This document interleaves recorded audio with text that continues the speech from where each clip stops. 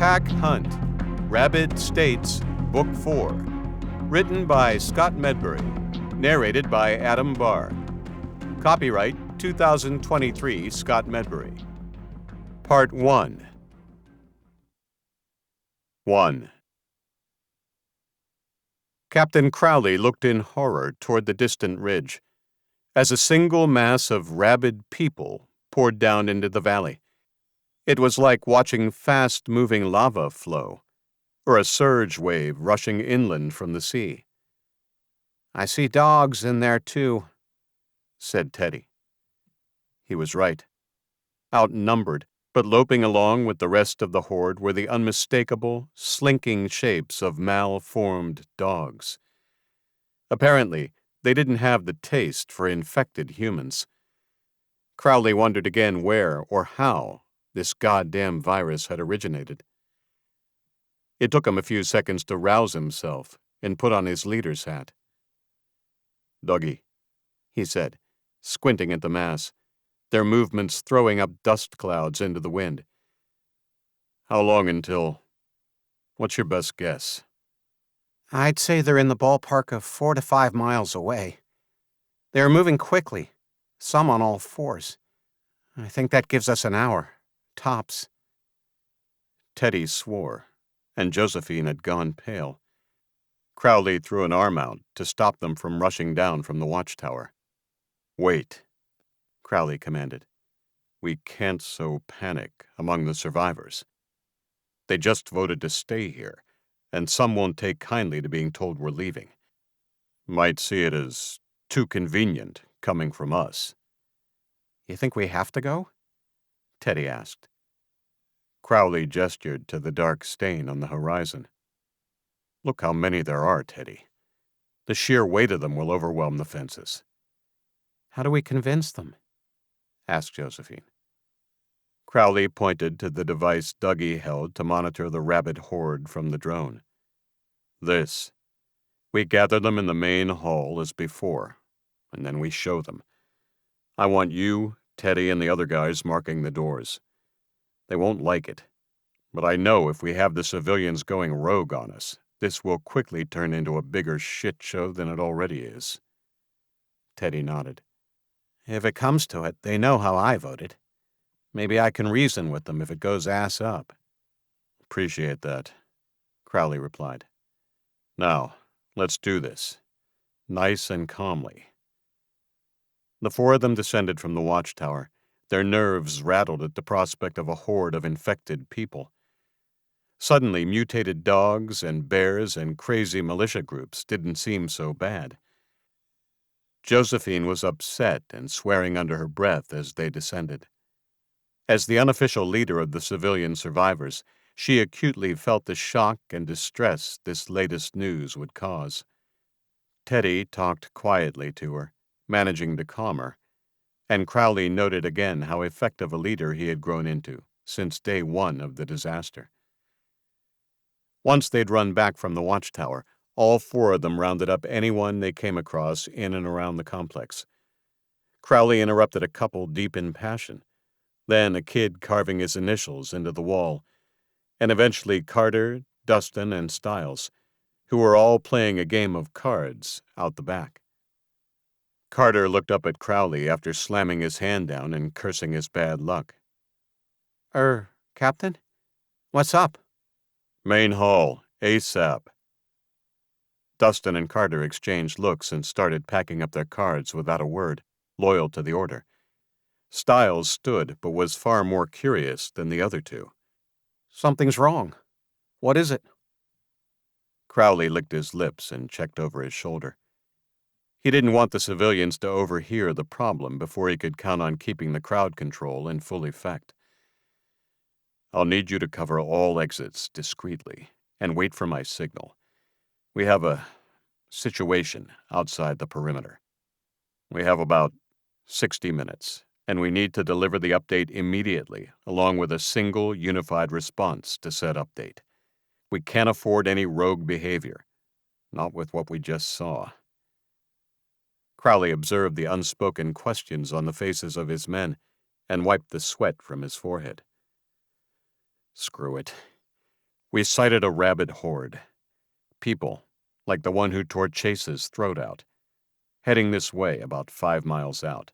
There are hundreds of them, and they'll overwhelm the facility. We need to round everyone up and get the hell out. The three men digested the news stoically, and Stiles' first question was about transport. Captain, do we have enough vehicles? We do, Carter interrupted. I checked them as per the sergeant's orders when we did inventory. Those assholes left 2 flatbed trucks, the Humvee, a regular closed-roof truck, and there's also a dirt bike. Good, Crowley nodded. That'll be enough. Gas? Not great. The 2 extra vehicles are both running less than half. The bike is on fumes, so we'll need to refuel ASAP. Stiles swore under his breath, but Crowley wasn't fazed. They'd traveled plenty on foot, and what they needed now was to put distance between them and the horde. Before the 4 soldiers could deliberate any longer, Teddy arrived. Hey, Cap, everyone's heading for the main hall. Good. Let's do this. They followed him, Teddy in step with his captain, as they headed to the canteen. Remember, Teddy, we can't stir panic, or this will only go worse. We have to evacuate with a semblance of order. Sure, but it's a goddamn horde, Cap. We can't afford to have a debate, and we need to get to far away from here. And speaking of, you know where we need to head, right?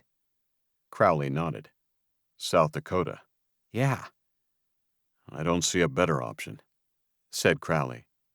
It's a long way without a guarantee of safety, though. Stiles chimed in from the back. I'm with Teddy, Captain. We have to run, and without knowing where we're running, it will be a lot harder to sell to the civilians. Right, Crowley said. Let's sell it good, then. They entered the main hall, ears immediately assaulted by noisy conversation. The gathered civilians seemed to have picked up some of the urgent vibes his men had been radiating, and when they spotted him, shouted questions became the order of the day. Josephine was at the front of the group with some of the kids huddled around her, all varied in ages. That was Crowley's first concern, keeping the vulnerable safe. Next were the elderly civilians, which were few. The most notable of them, Billy the used car salesman, seemed as capable as any in their 20s. He caught sight of him calming Dan and Maureen, the older couple he and Teddy had rescued, at the back of the crowd. Crowley craned his head. Bates and Stiles were standing toward the back, conveniently close to the southern exit. Carter and Dustin had shifted around the canteen and were now within easy reach of the last 2 exits. Good. They had the perimeter. Good evening, folks, he shouted to be heard, and the chatter quickly died down. His military training was barely keeping the adrenaline charging through his body in check. The sight he'd seen barely 10 minutes ago was the stuff of nightmares, or a far-fetched TV series, and it was hard to remain calm on the surface with the imminent danger hanging over their heads. But he had to. If he buckled, so would the group. You are all probably wondering why we are here at short notice. I have to be honest with you. It isn't good news. There were murmurs and looks exchanged among the group, and Maria stepped forward. He knew she was still grieving for Coleman, but her crossed arms and angry demeanor surprised him. Captain, we just passed a vote to stay, and I see your men at the doors. This isn't some coup to hold us to your choice to leave now, is it? Crowley shook his head. No, Maria. Her arms remained folded. How can we believe you? Another voice countered, and a few of the civilians barked their agreement, frightened now that they saw the exits were covered by men in uniform. Teddy stepped up and put a hand on Maria's shoulder. Maria, you know, and so do the rest of you, that I voted to stay. But right now, I back the captain, and frankly, if you don't, you'll die. Jesus, Teddy, Crowley thought, as the crowd around them erupted in protest and anger. We need to evacuate, Crowley yelled, as he put his hands out in a calming gesture. The crowd quietened. Right now. This place isn't as safe as we had hoped, and it's imperative we begin packing the vehicles and leaving immediately. Rogers, one of their new additions, who still had work to do in gaining trust from the group, made his voice heard. We'll follow you if you're honest with us. Why the hell are you saying it's not safe? We've got food, weapons, and walls all around. What's going on? Maria turned to Rogers, then back to Crowley. They're not telling us something. Crowley blinked. He had hoped, in vain, to get them to agree to a move without telling them about the nightmare currently sprinting and loping their way towards them. That option was now null and void. Crowley sighed and shifted his weight as he shoved his hands in his pockets. Dougie, raise that screen up for everyone to look. Yes, Captain. Dougie stepped up onto a canteen chair and reached out with the device, so that most of the group could get a good look at the drone footage of the RABID group barreling down into the valley. Members of the group gasped at the footage, putting hands to mouths. Billy swore loudly. Are those zombies? Asked another voice.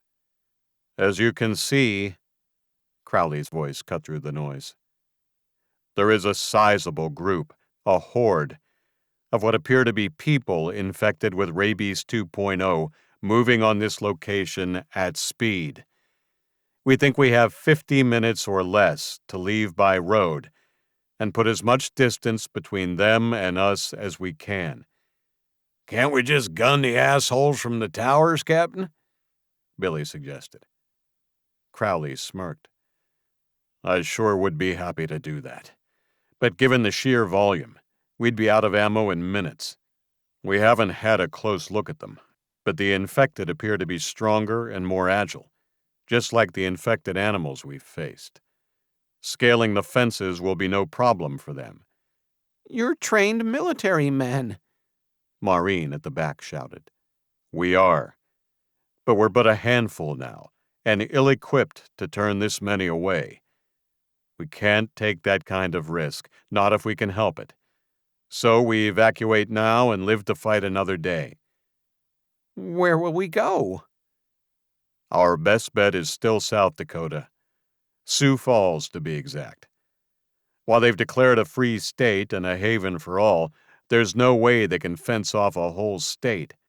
And if they are encountering infected humans, it means they'll be falling back to places that can be defended. Their biggest city would be the logical choice.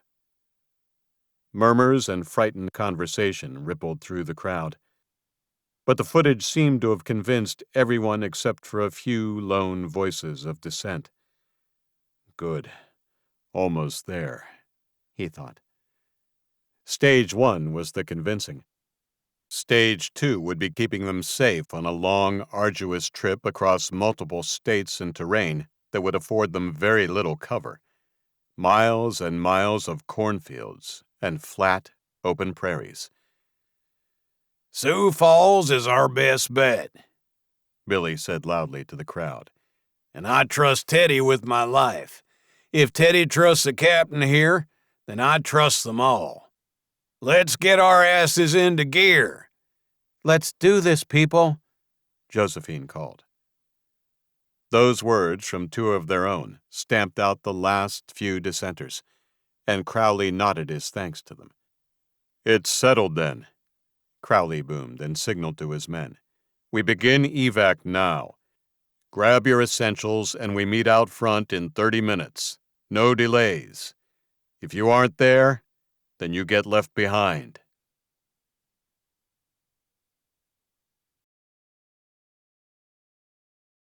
Two. Checking his watch, Teddy saw they had 40 minutes left to get things together. With his duffel bag already jammed with his looted gear, he was stomping back through the place, ready to load up their vehicles, when he bumped into Steve and Melanie's kid, Zach. Hey, kid, you all set? Where are your parents? packing. And where are you headed? I don't know. The teenager folded his arms. Why the interrogation? Teddy's lips stretched over his teeth in something that wasn't quite a smile. Nice try, kid. You saw that horde on Dougie's drone device. It's called a tablet, old man. Kid, bite me, Teddy said in a low voice, leaning over Zach. I don't give a shit what you call it. Get back to your parents and help, or wait up by the trucks. We need to be gone yesterday, and no one will be looking for your sorry ass when we're loaded up, because you'll be staying behind to welcome your new friends. Got it? Geez, sorry, I'm going, said the kid, his eyes wide as he turned back the way he had come. This isn't like the dogs, kid, Teddy called after him. And you remember where I found you, right? This is worse, and we have to be gone. Zach paused and looked back. Okay, sorry. I'll go back and see if they need help. You do that. Teddy headed out to the front of the building, his rifle slung over his shoulder, keen to do a head count and make sure Billy was ready to roll. Since meeting him out in the wild, Teddy had grown to like the old man and his quirky manner. His own father had died when he was 9, and this was the first time he'd spent any amount of time with someone around the age his father would have been. Their connection had been forged in the fire of danger and death, and somehow that made it stronger. Josephine rummaged through their depleted medical supplies.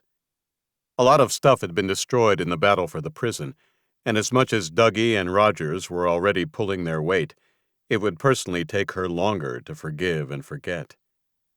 She took the small medikit bag, zipped it up, and packed it into the truck.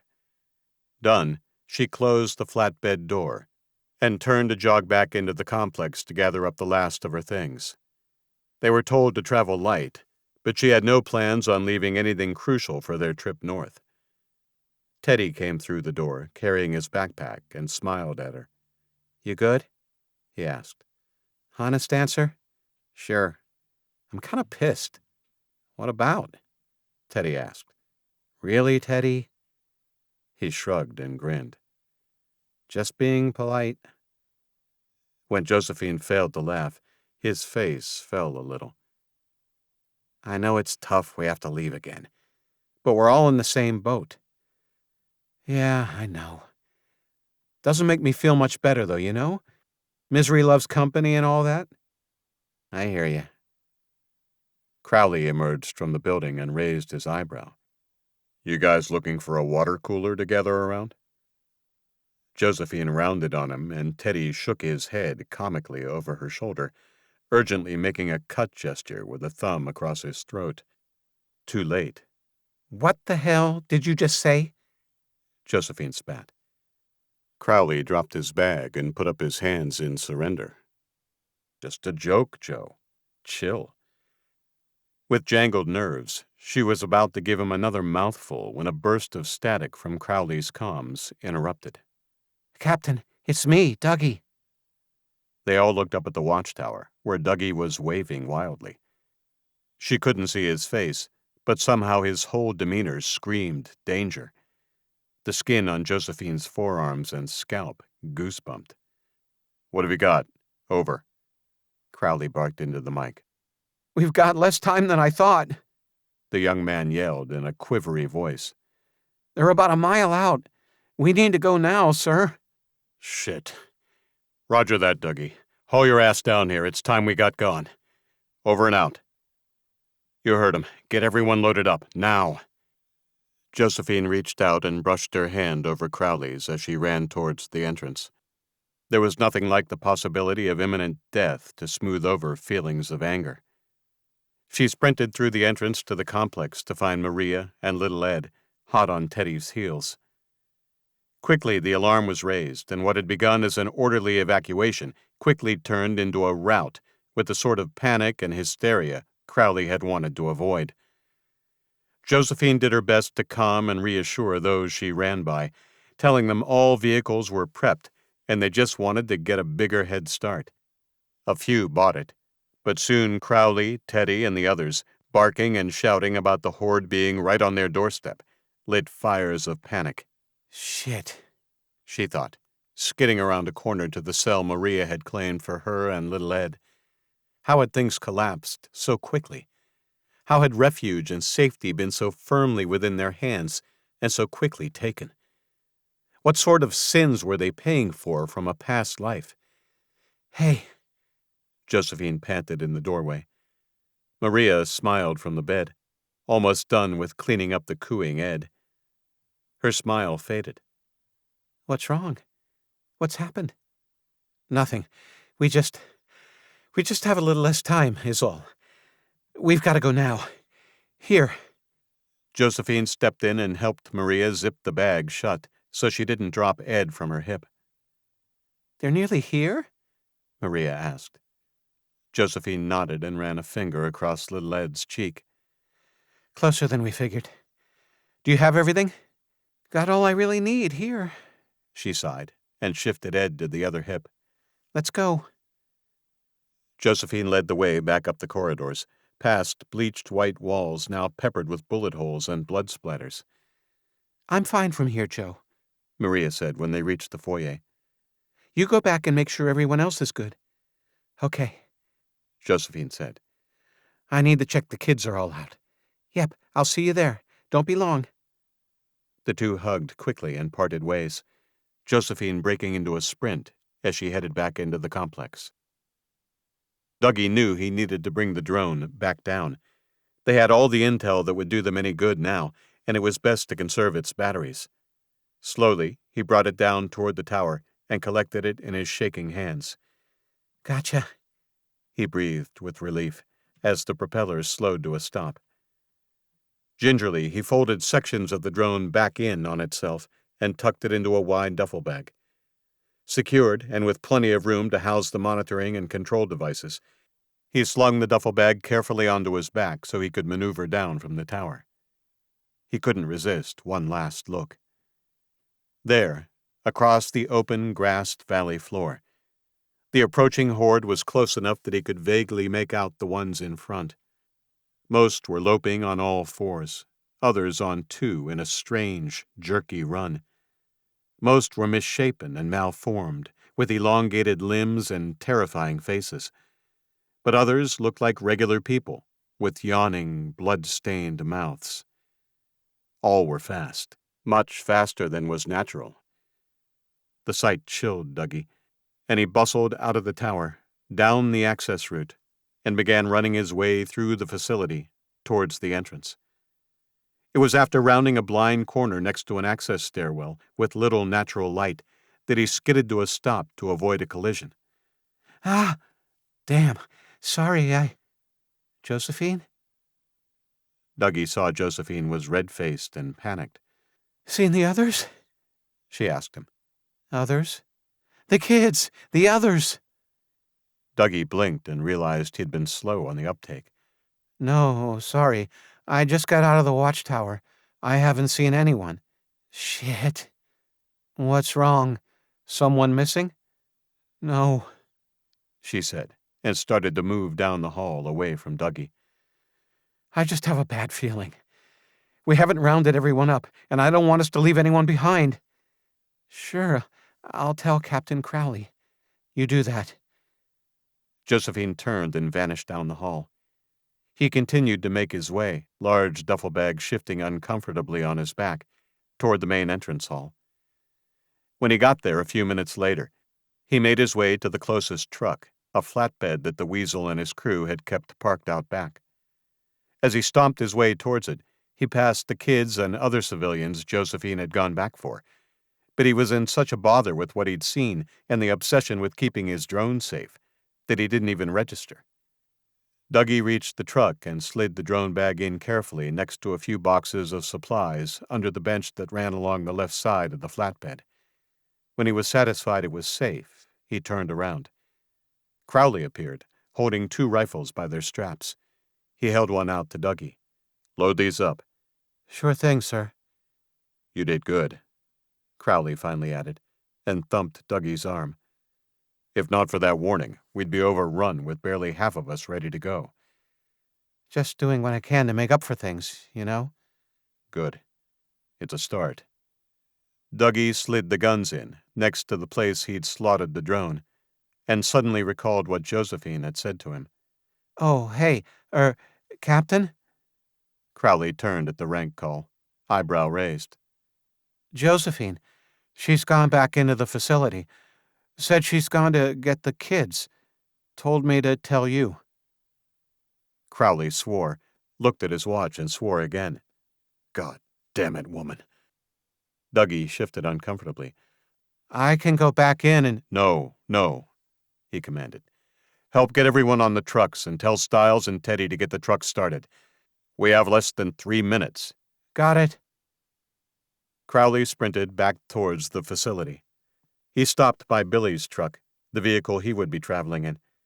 The older man was already in the driver's seat, checking the dash as the engine rumbled to life.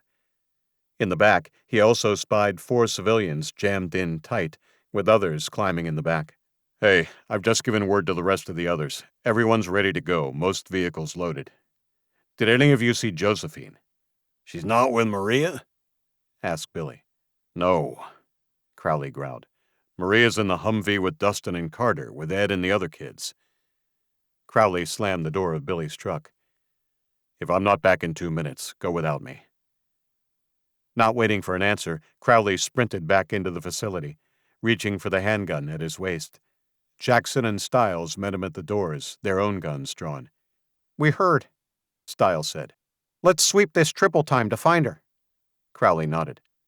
Stiles, you and Jackson take southern corridor. I'll take the north side. If you don't find her in 3 minutes, get out or they're gone. Got it? Move out. The men sprinted off, boots echoing off down the halls, with Crowley running into the corridor opposite.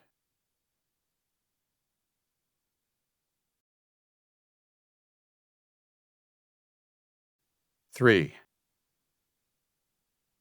Hey, it's okay. Underneath the bunk bed, one of the surviving kindergartners from the group, a year or 2 younger than Emily, cowered. She had her hands clamped over her ears. Nadine? The girl looked at Josephine in fear. It's okay. I've come to get you. We're all going to somewhere safe, I promise. Want to come help me? Josephine reached under the bed with her hand, but couldn't reach the girl. Come, Nadine. We have to go. Come on. Come to Josie. I heard the monsters are coming. Shit, she thought. What asshole had told her that? Do you want to escape the monsters? Nadine nodded. Do you want to go somewhere safe? Away from the monsters? The girl nodded again. Josephine extended her hand again. Good. I know just the place. And I'll take good care of you. Little Edward will be there too. And Emily. Do you want to be a big girl, like Emily? Nadine's eyes lit up.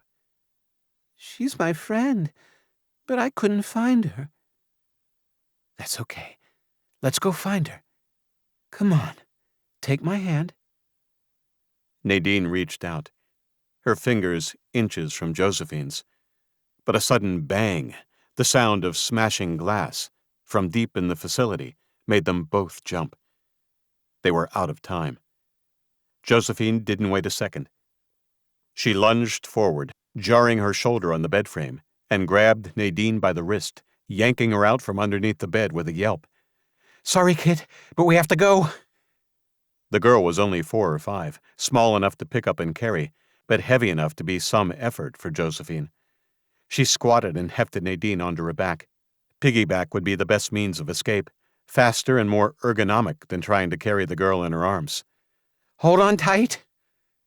Josephine ran from the room, checking each doorway and corner before she turned or passed, as she headed back the way she had come via the northern corridor. At the third junction, Josephine skidded to a halt and peered around the corner. This was a long corridor with reinforced glass windows at shoulder height along the outer wall. One of the windows had been caved in, and glass littered the floor. The culprit was on the floor, shaking its head as if stunned, with its back to her. The hulking form was wearing a checked shirt that was bursting at the seams and ragged pants.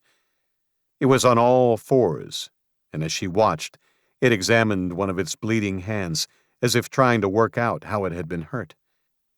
Josephine was about to retreat to find another way out when Nadine let out a high-pitched squeal. Almost preternaturally fast, the creature that had once been a man swung around. Its red, crazed eyes locked on them immediately, and Josephine was frozen in place for a moment, stunned, stupid by the sight of its misshapen visage. It was not unlike that of Quasimodo in the old movie, but made more terrifying by a crazed nest of elongated teeth. "Oh, God," she breathed. Nadine screamed again. The creature came for them.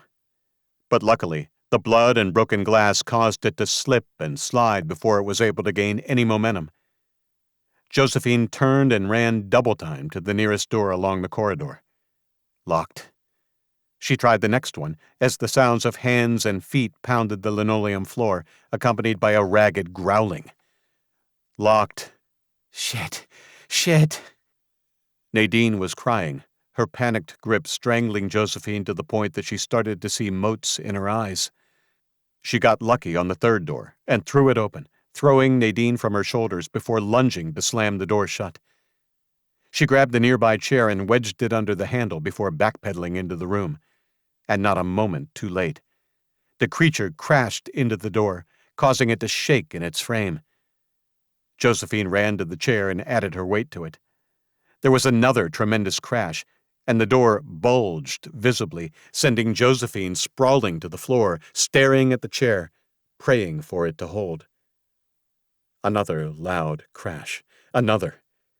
The rabid creature wouldn't give up and kept on trying to break in. Dust fell from the ceiling, and cracks began to appear in the wall around the metal frame. She supposed it had been built to withstand the riots, but it clearly wasn't going to hold forever. She clambered to her feet and looked around the large room. It was an office. Several rows of brand-new desks, still wrapped in plastic, faced each other, with another door at the far end. There were unopened boxes of computers and monitors stacked in one corner. That's when she realized she couldn't see Nadine. "Nadine?"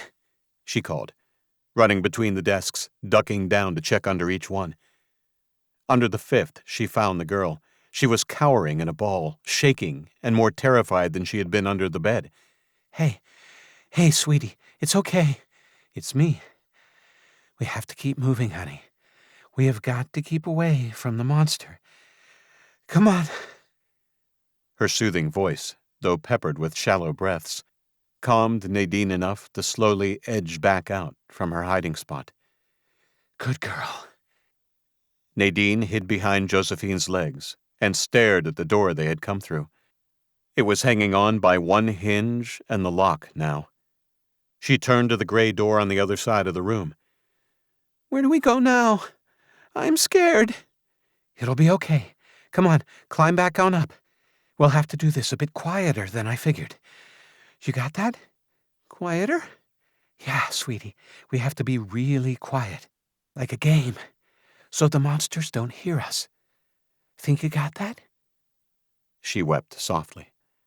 The metal door they'd entered was warped badly now, and she could see the ceiling of the corridor over its bent corner. The chair jumped under the handle, threatening to give way any second. "Nadine, think you got it?" she said again, the tension in her voice loud and clear. "Mm-hmm." That was good enough for Josephine. "Good girl. Come on. Here we go." Nadine climbed up for a piggyback, clenching her hands tight around Josephine's neck and burying her face into the back of her neck, quiet as a mouse. At a half-crouch, Josephine crossed the office. When she reached the door, a loud roar filled the air behind them. Overcome by dread, Josephine turned. The creature was peering over the warped corner of the door, its terrifying features covered in blood. As if smelling her fear, its claws scratched wildly for purchase as it sought to squeeze itself through the too small gap. She turned away and opened the door slowly, quietly, and eased through into another corridor. Thankfully, this one was empty. Josephine pulled the door shut behind her and entered the corridor. This one looked less familiar, but she thought if they kept going right, they would eventually swing around toward the main entrance. The sound of muffled gunfire caused her to pause, but she had no way to tell where it came from, and it seemed too far away to be of any help right then. Best to keep moving.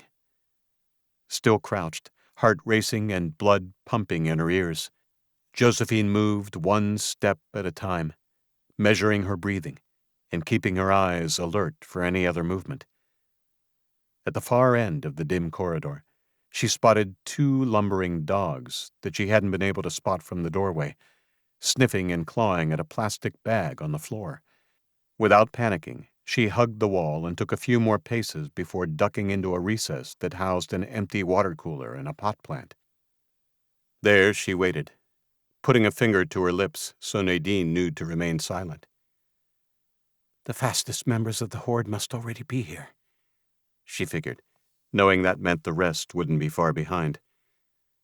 Time was slipping away quickly, and while the risk was great, she knew Crowley would come for her. She planned to be ready. Finally, the noise of the dogs messing with the plastic bag ceased, and she dared to sneak a peek in their direction. They were gone, the scattered rubbish from the gutted bags the only evidence of their passing. Leaving the recess, Josephine and Nadine carried on down the corridor, only pausing when they heard distant barks and growls. At the end of the corridor, she gingerly stepped over the rubbish and checked around the corner before heading right. The cafeteria's double-swing plastic doors, one open and one closed, were 40 feet distant. Josephine bit her lip and pondered that option before looking left. Left would definitely take them a longer route to the entrance. The cafeteria, on the other hand, was directly on the way back and away from the creature that had chased them. Unfortunately, she had no idea which direction the dogs had gone. She had to take a chance. Josephine made her way down the corridor as quietly as possible and paused when she reached the doorway, praying silently and checking quickly on Nadine, who still had her little face pressed up into her neck. Josephine gingerly put her head through the door. The darkened cafeteria wasn't big, about the size of a basketball court, maybe smaller, but big enough to hold a dozen or so communal tables and chairs. It meant Josephine had little in the way of cover, and plenty of open ground to traverse. She couldn't see any movement, and the open door at the opposite end of the rectangular room beckoned. She stepped into the room and eased shut the swinging door that had been left open. If something came in after them, she wanted warning. She stepped into the room and crouched by the first table, listening. Nadine whimpered. "Shh, sweetie," Josephine whispered. "We're almost there. Keep playing the game." There came the sudden scrape of a metal chair leg on the linoleum floor, about 10 feet distant. Josephine clamped a hand over her mouth to suppress a gasp. There, easily visible now her eyes were accustomed to the dim light, was one of the mutated dogs she'd seen. Its eyes eerily reflected the weak light from the plastic doors, and its head was raised and cocked in a strange manner. Another whimper from Nadine saw it twitch its head another way, as if trying to locate the source of the sound. It was then she realized it was blind. It took all her courage to test the theory by waving her hand in the air. The dog didn't react. Josephine moved to the edge of the table, peered around it, and gauged how clear the run to the door was. Too far. Much too far. with 100 pounds of ugly dog between her and the door, anyway. Josephine looked down at her feet and looked for something, anything, that she could throw to create a distraction. She spotted a screwdriver, probably left behind by whoever had assembled the furniture, a few feet away, under a chair. She slowly lowered herself to her knees and eased Nadine off her shoulder, putting a finger over her lips to implore the child to be silent. The kid played her part, but a low growl told her that the dog was about ready to come and investigate. There was another bump and scrape as the heavy body began moving. Josephine rushed forward in a mad crawl, snatched up the screwdriver, and threw it through the open doors of the small kitchen that serviced the cafeteria. It clattered against metal cabinets, and the dog, now running full steam, changed direction to zero in on the noise. Josephine didn't wait. She sprang to her feet and grabbed Nadine by the wrist, almost pulling her into the air as she ran for the door at the other end, as the dog burst into the kitchen. The crashing sound and accompanying yelps were tremendous and spurred Josephine on. She pushed through the door, dragging Nadine with her, and then slammed it shut and shot the security bolts at the top of the frame home. She was leaning with her forehead against the door, trying to catch her breath, when she heard a low growl behind her. It was the second dog, its elongated fangs bared in its drooling mouth. The creature barked once and charged forward.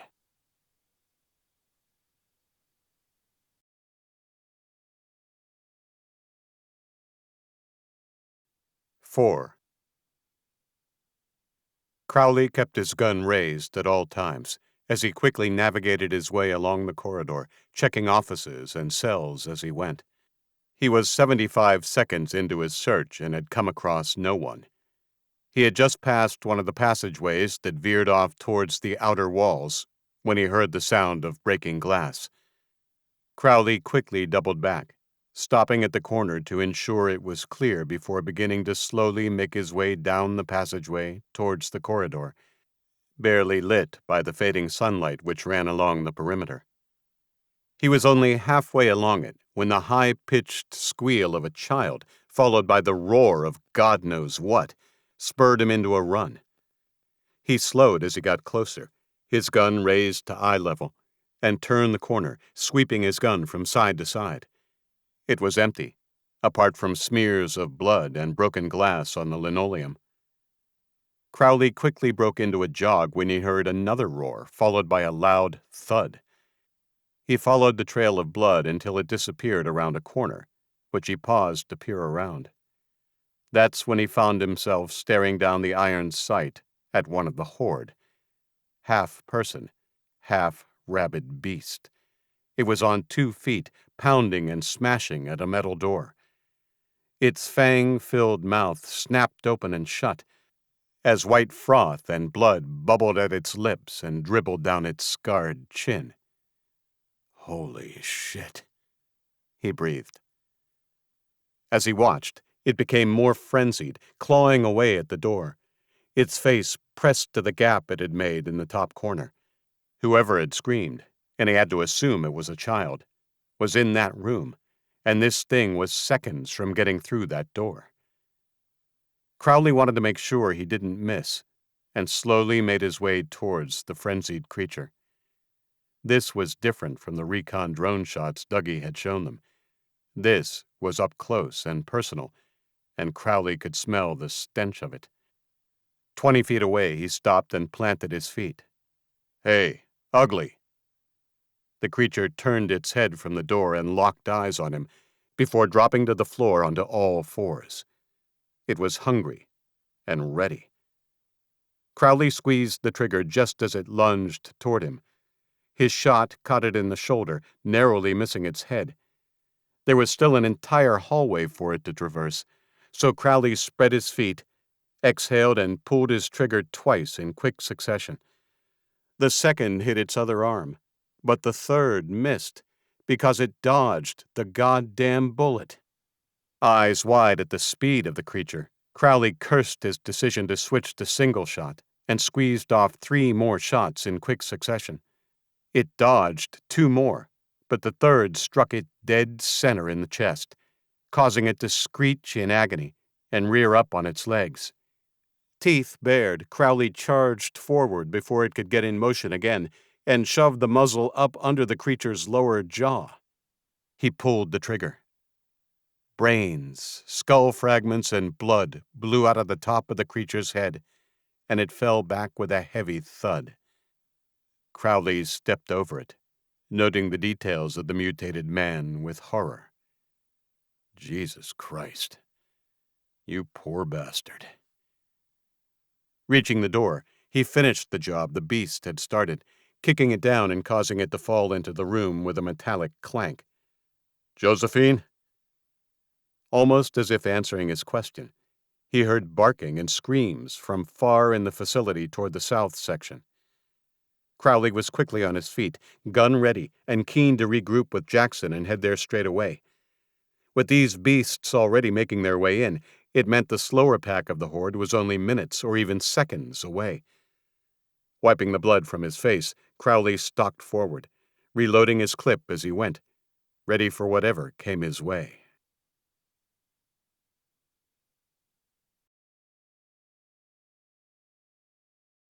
Five. Josephine encircled Nadine with her arms and curled her body over the girl protectively, waiting for the gnashing teeth and claws to end her. What she didn't expect was a burst of gunfire and cursing. When the gunfire ceased, she looked over her shoulder with ringing ears and saw Stiles and Jackson standing over the twitching corpse of the mutated dog with still smoking guns. "Josephine," said Stiles. "Come on, we have to go." Before she could respond, there was more gunfire, this time behind the doors she'd just emerged from. Both soldiers tensed as the door opened, and a wild-eyed Crowley appeared. Without a word, he scooped up Nadine and grabbed Josephine's hand before breaking into a sprint. "Come on!" All 5 ran with the last of their energy, not exchanging words, their hearts thudding in their chests, arms pumping at their sides, as they made their way back out. The entrance was in sight when they heard a roar behind them. Not a dog, but one of the strange, mutated humans. Its lower jaw was missing, and its eyes were blotched.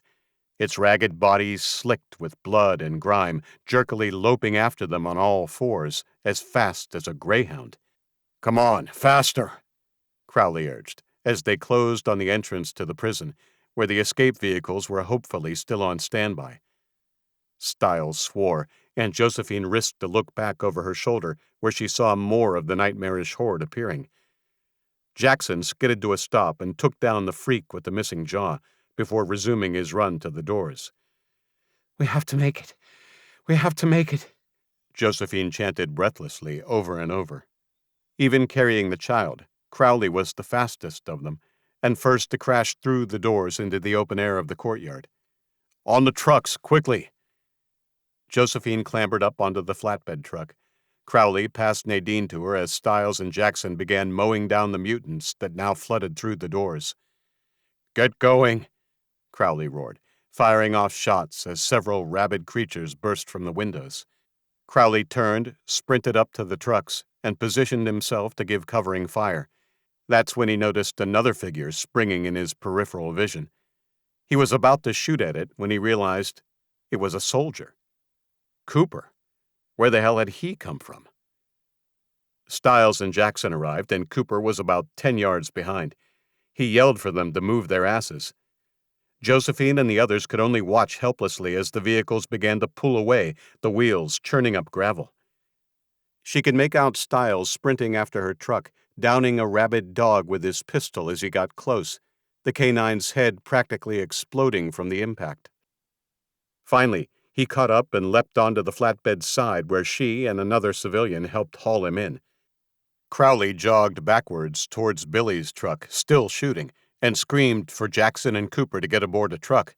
"Yes, sir!"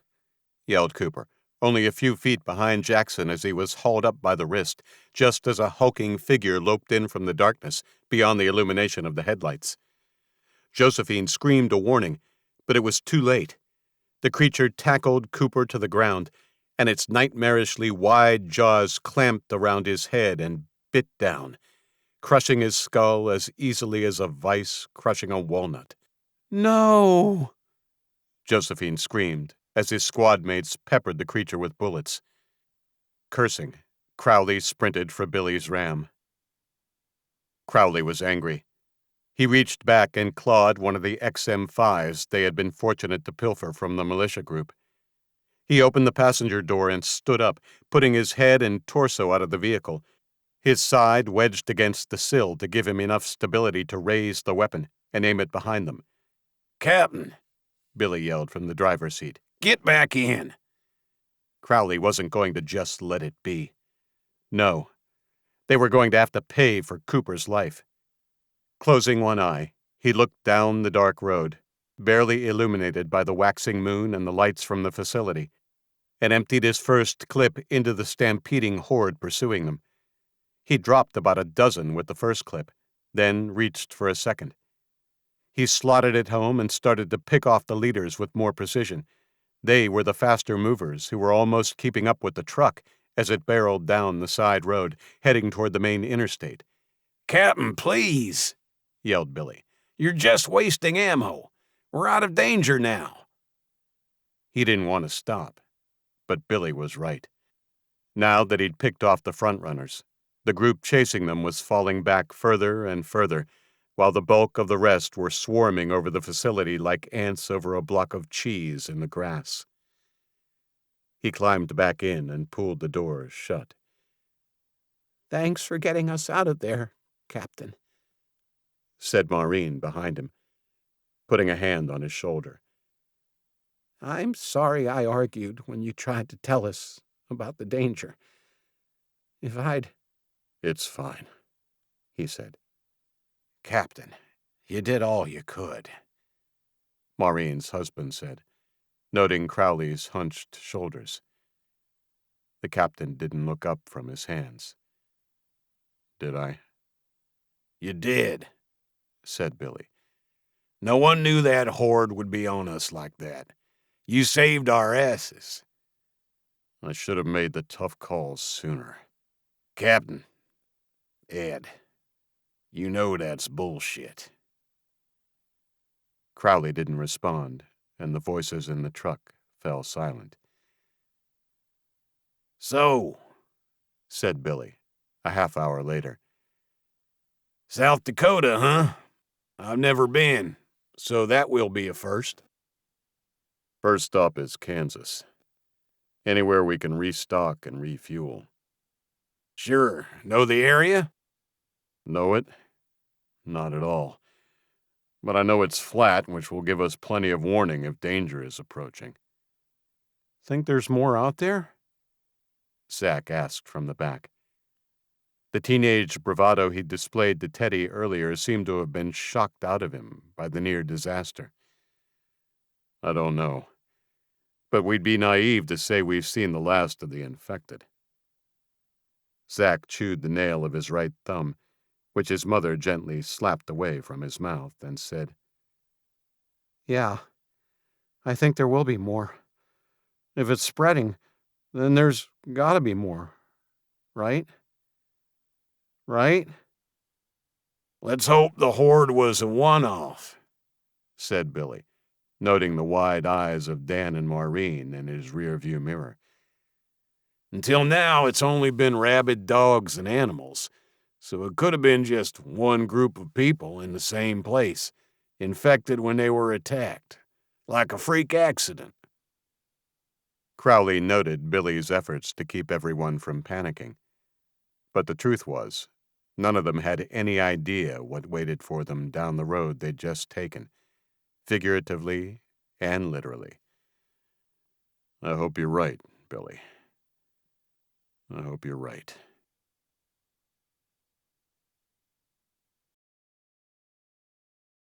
Part 2. 1. Crowley didn't say a word to the others until hours after sunrise. When the bleeding sun had spilled back over the western horizon, casting long shadows over wild prairies and abandoned fields. The rolling Kansas landscape merged with Nebraska as they crossed the now meaningless state line in the early morning. Billy, with one of the youngest of the group now riding shotgun, was chewing his ear off about fishing. Crowley, who'd moved into the back seat for some shut-eye, let the conversation wash over him, allowing his mind to relax and avoid the dark place it had dwelt the night before. Crowley noticed young Zach next to him, checking their six. He could see that the near miss last night had shaken the kid up. They're long gone. Crowley broke his silence with a low murmur. What if they're not? Zach asked. The conversation between Billy and the youngster next to him faded into silence as they waited to hear his response. You don't need to worry, Zach. There's half a state between us and them now, and we don't plan to stop anytime soon. I don't know.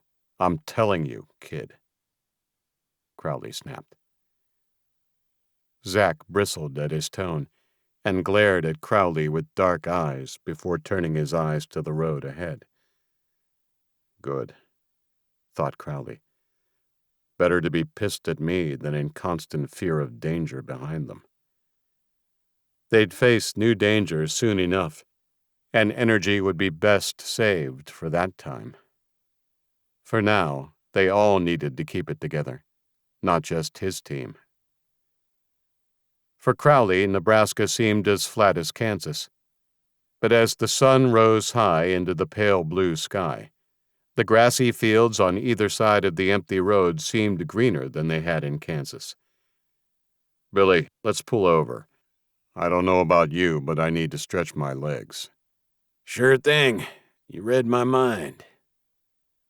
Billy gave the trucks a beep and flash of his headlights and put his big arm out of the window, gesturing to pull over.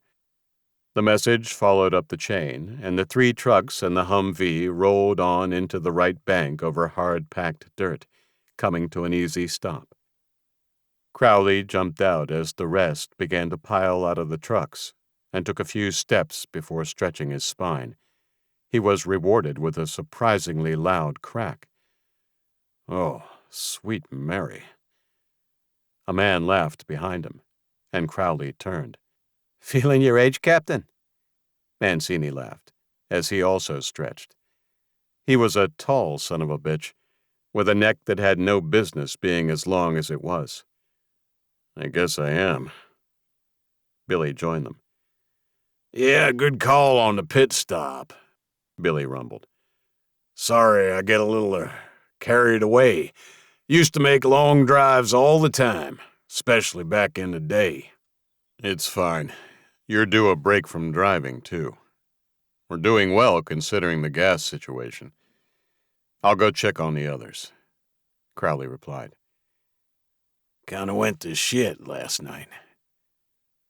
Crowley paused and raised an eyebrow. He wasn't sure if he was referring to the attack or the way he handled it, or both.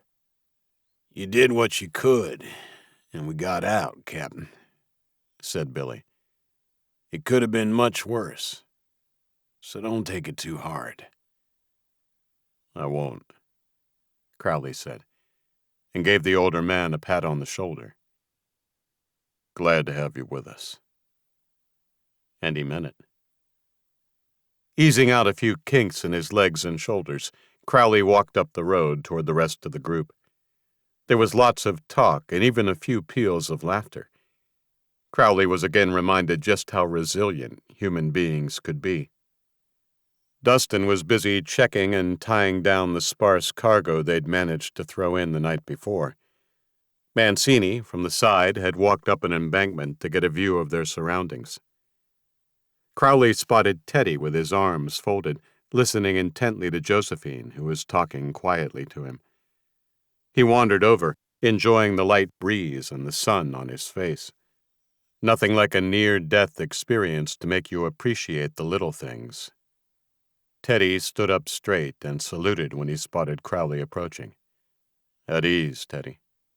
How are you both? Yeah, good, said Teddy. Okay, considering, said Josephine, stepping closer and putting a hand on his arm. How about you? Not too bad, he said, smiling down on her. He wanted to hug her, but it didn't seem like the right place or time. Have we been able to assess injuries? Yes, she said. Bumps and bruises only. Pretty amazing, considering. Great, Crowley said, projecting his voice so that everyone around could hear him.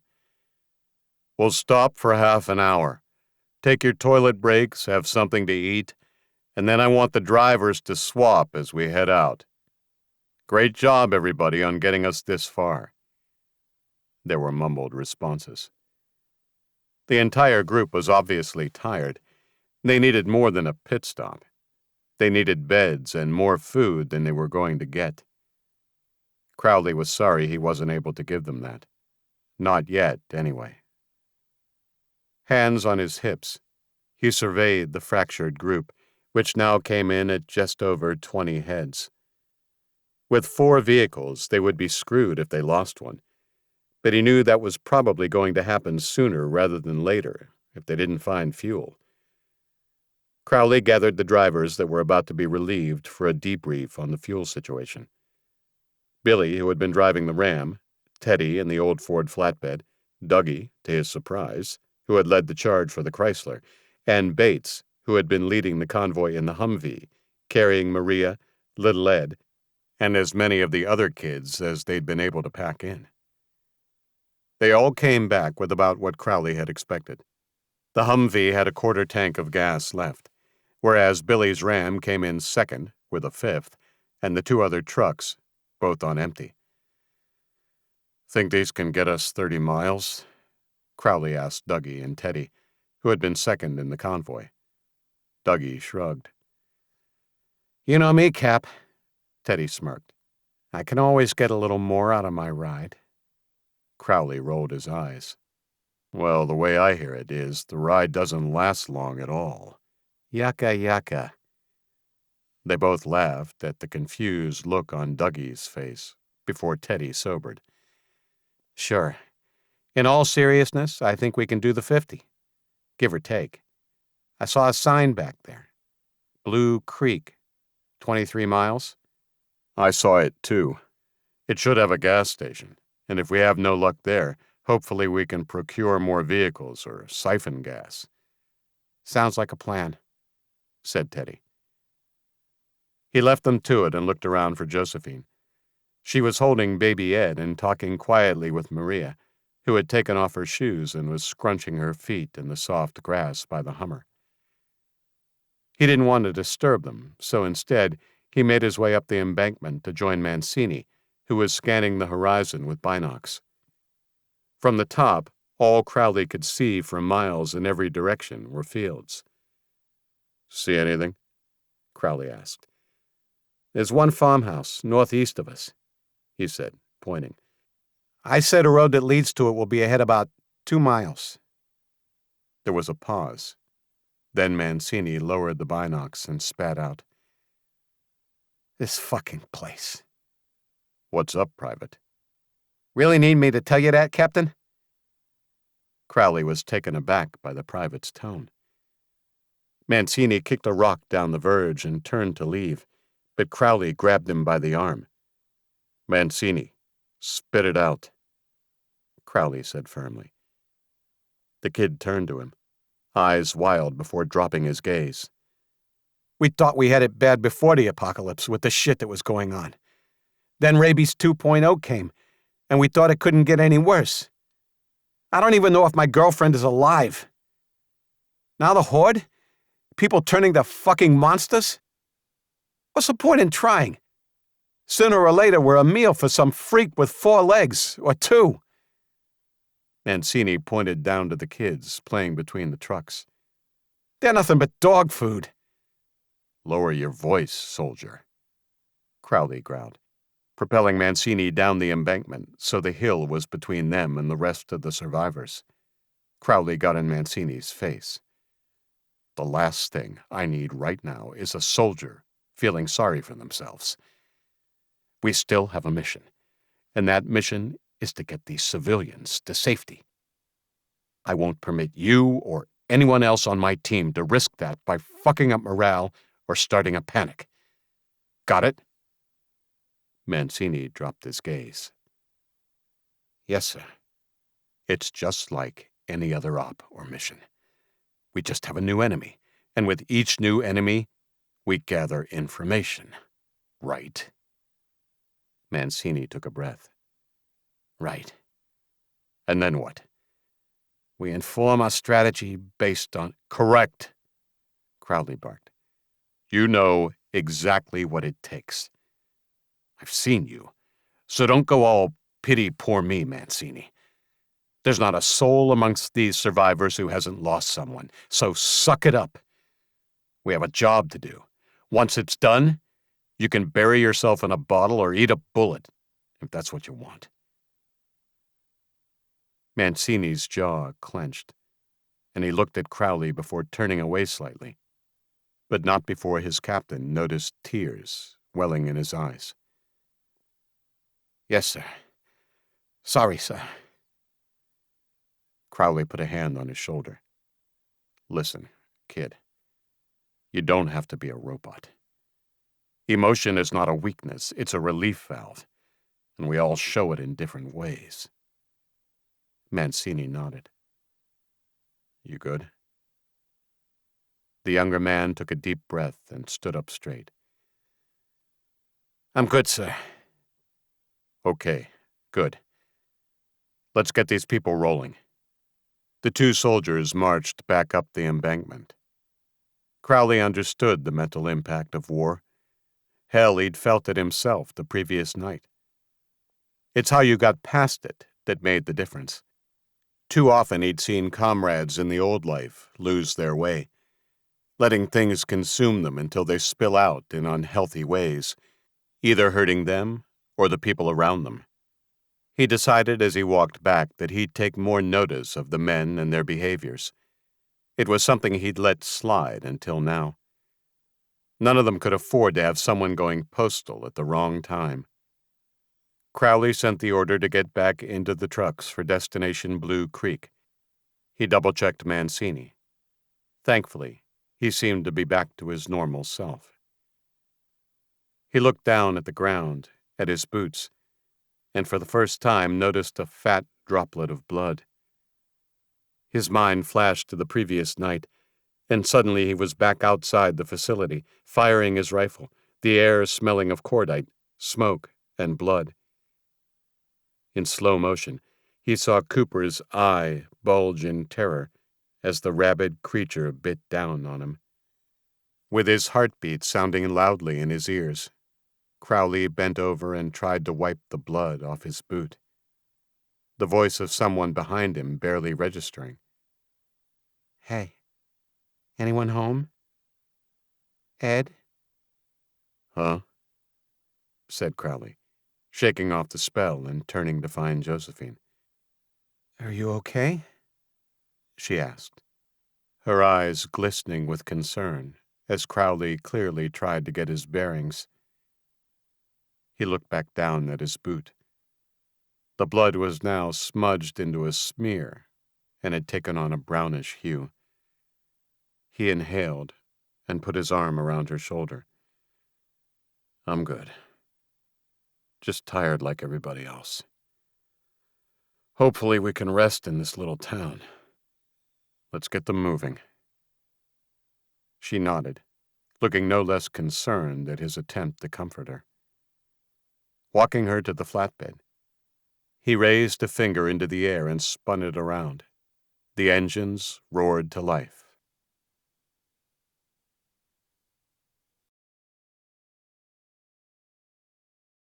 Two. The next sign on the road whipped by. Blue Creek, 5 miles. Things had gone smoothly up until then. No cars or trucks blocking the roads. No sign of rogue civilians or rabid dogs or people. So far, so good, Crowley thought to himself. All good things come to an end eventually, And for Crowley and his group, it came 5 minutes after they'd passed the sign, in the form of a spluttering engine, as Teddy's truck belched black smoke and began to slow. Crowley cursed and waved for the rest of the convoy to pull up as he pressed down on the brake pedal of Billy's Ram. He jumped out, ignoring the questions of his passengers. They were on the crest of a dip, and in the shimmering distance, he could make out the white painted spire of a church and a tall water tower.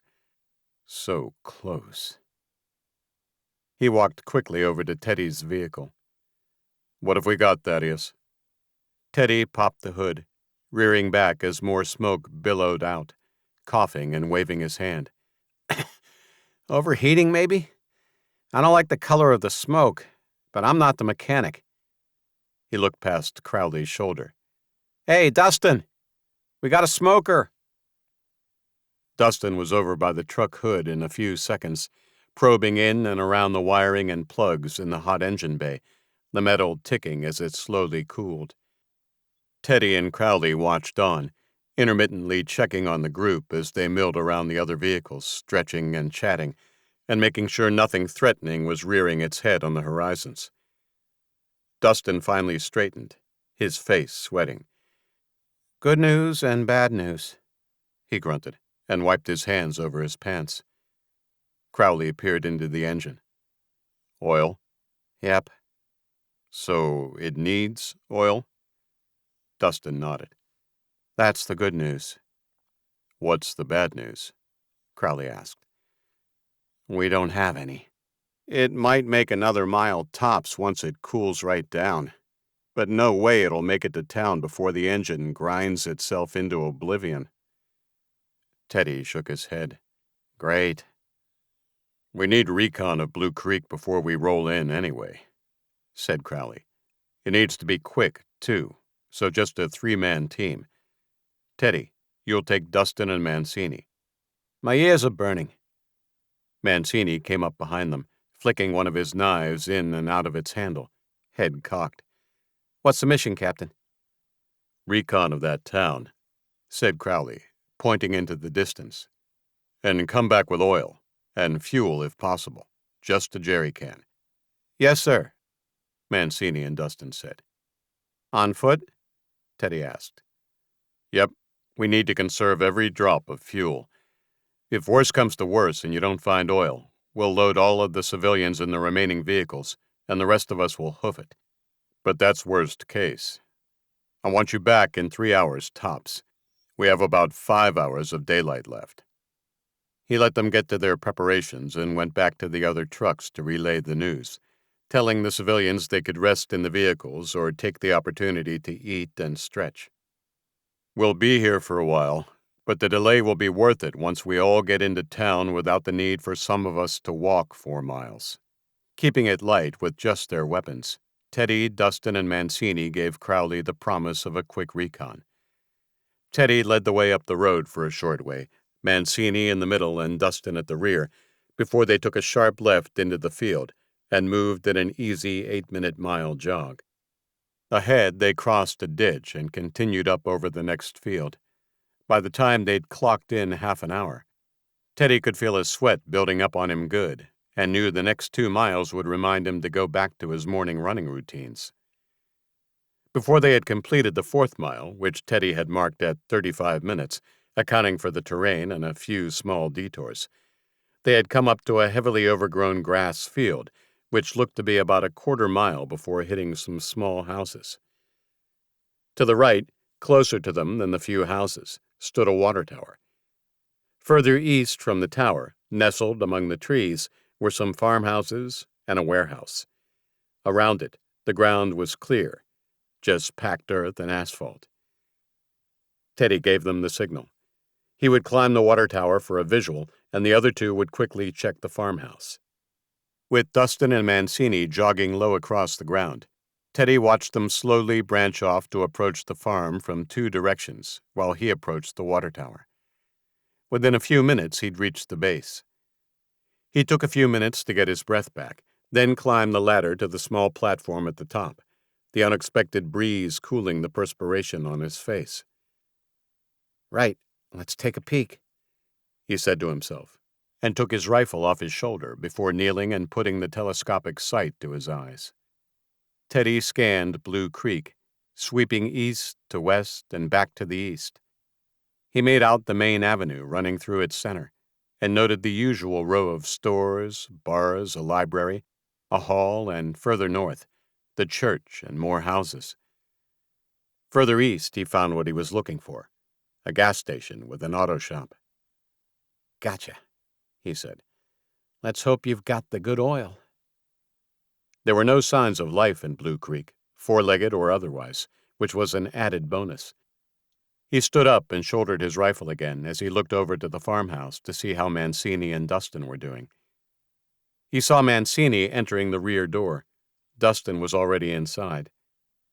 Teddy had a good view through the windows of the place and tried to spot Dusty. What he saw instead chilled him to the bone. It was a flash of movement, distinctly unhuman movement, and it was heading straight towards Mancini. Shit! Teddy ran to the edge and raced down the ladder dangerously fast, jumping the last 5 or so rungs. Landing heavily on solid ground, he sprinted for the farmhouse, rifle in hand, and ready for whatever was in the house. Reaching the door Mancini had gone through, Teddy resisted the urge to storm in. Instead, he paused, listening. He heard a thud and a scuffle, then boots running on wooden floorboards. Teddy entered, scanning left and right with his rifle. The room was clear and the doorway to a hall beckoned. The sounds had ceased. The house was as quiet as empty church. Teddy rushed for the door but was still 2 yards away when Dustin emerged, covered in blood and holding a knife. Jesus! Yelled Teddy, skidding to a halt. Dusty, the hell was that? Are you injured?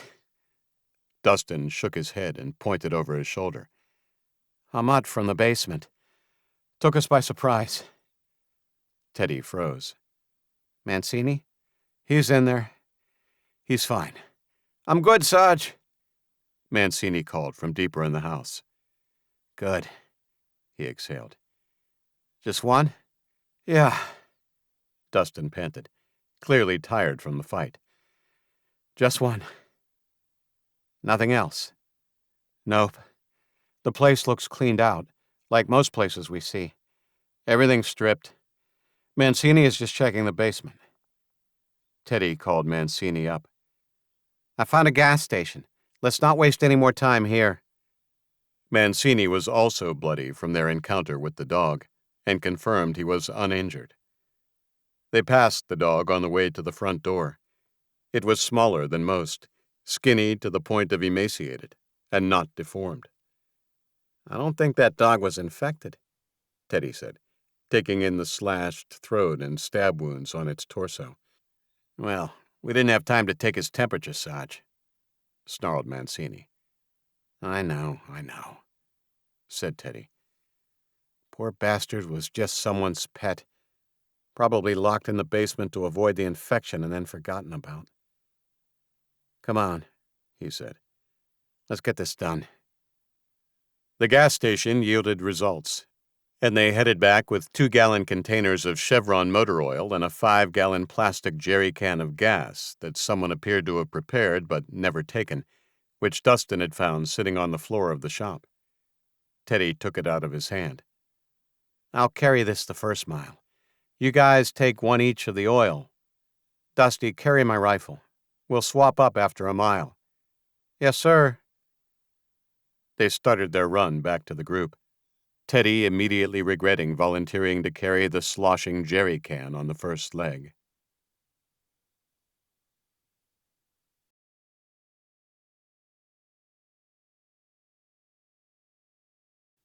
Three. Josephine grimaced as she and Crowley got a good look at the 3 returning soldiers.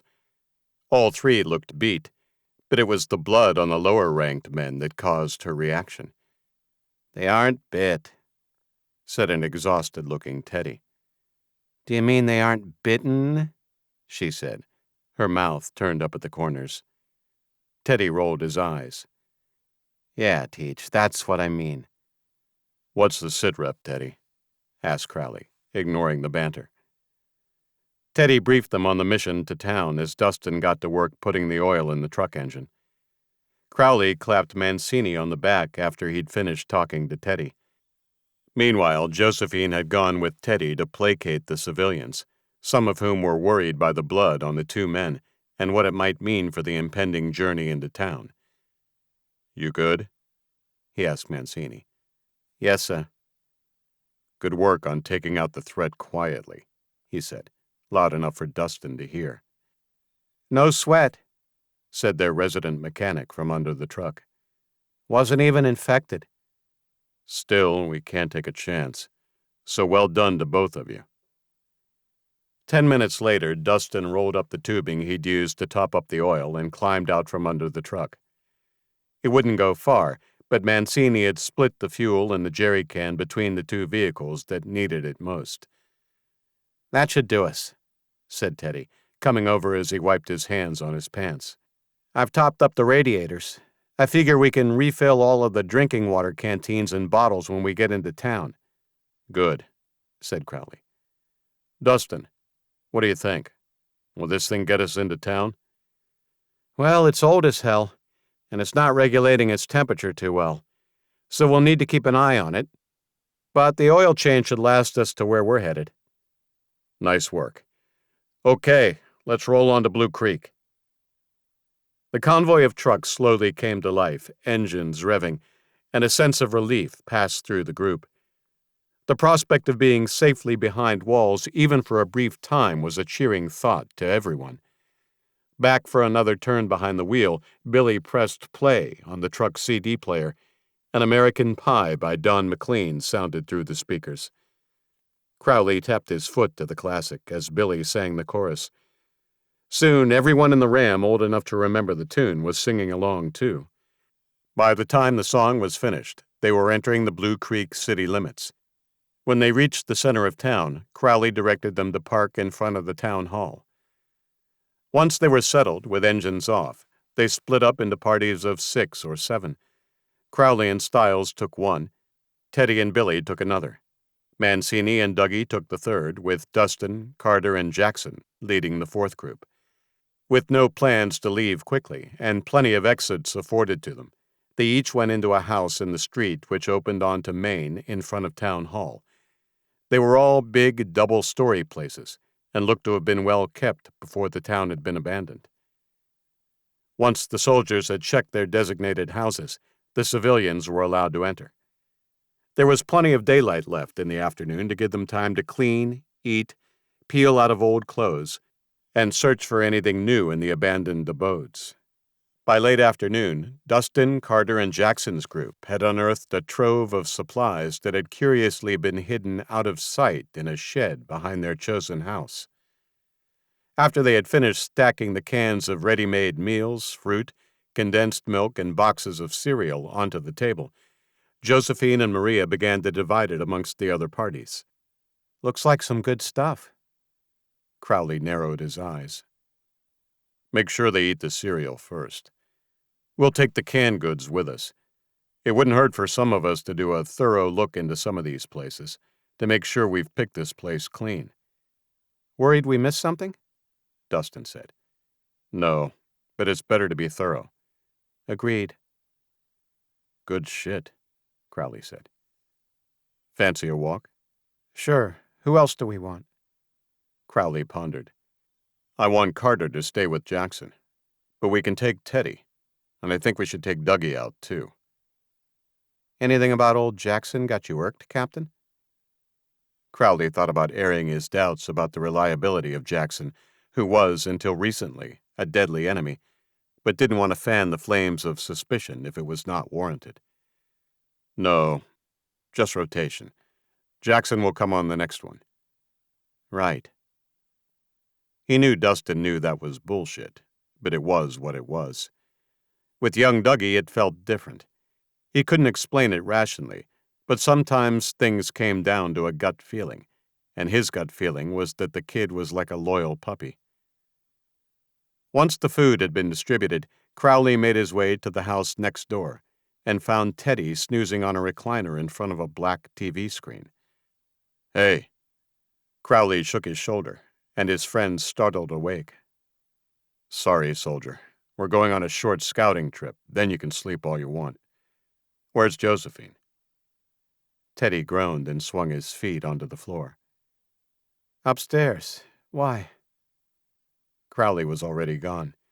He went into the hallway and climbed the stairs, 2 by 2. Emily met him at the top of the steps, heading downstairs and looking like she, too, was on a mission. Josephine? That one there, said the girl, stopping and pointing at the first door on the left. Thanks. You good? Yep, just hungry, she said, before dismissing him and skipping down the stairs. When he reached the door, Crowley knocked lightly. Evening, was all he managed when the door opened. Josephine smiled radiantly. Good evening, Captain. What can I do you for? Nothing in particular. No. A moment passed, and the pair found themselves grinning like college kids at a party. Crowley spoke next. It's been balls to the... Sorry. It's been a wild ride since we got out of there. And I'm sorry. I figured now we're mostly settled. Before I go out on more recon, I'd come by and see how you were, settling in, I guess. Josephine smoothed down the bedding, threw her backpack down, and stood back to look at the few clothes and items she had. Where's little Ed and Maria? I didn't see them downstairs, Crowley asked when Josephine chose not to speak. Out back with the other children and Maureen. That's good. Maureen's been great with the kids since she arrived. She sure has. Well, I better. Crowley tapped the doorframe and started to turn. But before he could, Josephine was across the room and planting a kiss on his lips. Before he could respond, she had broken away and was heading back to her pack. Go on, Josephine said with a wink. You have recon, right? Right. Jacket on, with the night rolling in cooler than he had anticipated, Crowley met the others on the street out front, but not before he dropped in on Billy and took him aside. You still have your gun, right? Yep. Do me a favor. Just keep an eye on Jackson for me. I don't want him to know he's being watched. That's why I'm asking you instead of one of my men. Any particular reason? Not really. Just don't know him well enough after his switch to our team. I want to give him a chance, but I also need to watch our asses. Got it. I'll keep a wary eye on him. Thanks. Teddy was in the front yard, stretching and limbering up. Crowley bit his tongue, refraining from a crack about his age. So, what's the op, Captain? Dustin asked. Dougie stepped in closer, keen not to miss a word, and had his full focus on Crowley. I want to do a thorough sweep of all the stores in the center of town and work our way out. It's to make sure we haven't missed anything we might need, and also to make sure there is no threat in the immediate vicinity. If you spot anything on 2 legs or 4, think before you shoot, soldiers. We don't need a pack of dogs stirred up by the noise and on our ass in the middle of the night. The recon passed without incident, and also without much in the way of supplies, as dark closed in. They were headed back when Dougie, who'd been partnered with Crowley, spotted a radio shack. Oh my God, Captain! We need to go in there! Crowley put a hand on his shoulder, stopping the kid in his tracks. Steady, Dougie. A radio shack won't have anything we need. Of course it will, sir. Batteries, fuses, globes. Crowley stopped him with a laugh before he could list every item in the store inventory. I'll tell you what. We'll get up early, and I'll bring you to the store first thing. For now, we all need to go back to the houses and sleep. You promise, sir? I promise, Dougie. With that, Crowley gave the signal, and his team headed back to the houses. He informed Teddy that they'd be heading out again at dawn to finish their sweep. Crowley designated night guards who would swap after 4 hours so they could also get some shut-eye, and headed into the living room where the soldiers in his group, along with Dougie, were bedded down on mattresses that had been dragged from homes all directions. Crowley was in a deep, dreamless sleep about 2 minutes after putting his head on the pillow.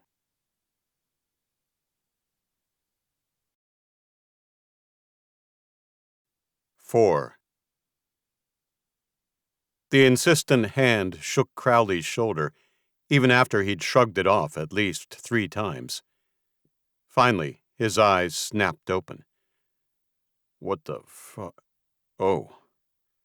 Dougie," he said, remembering his promise to venture out early. The dawn light barely seeped through the thin curtains. He laughed. "Did you sleep at all?" "Sure did, but not much." "Okay, rouse the others. Same guys we took last night.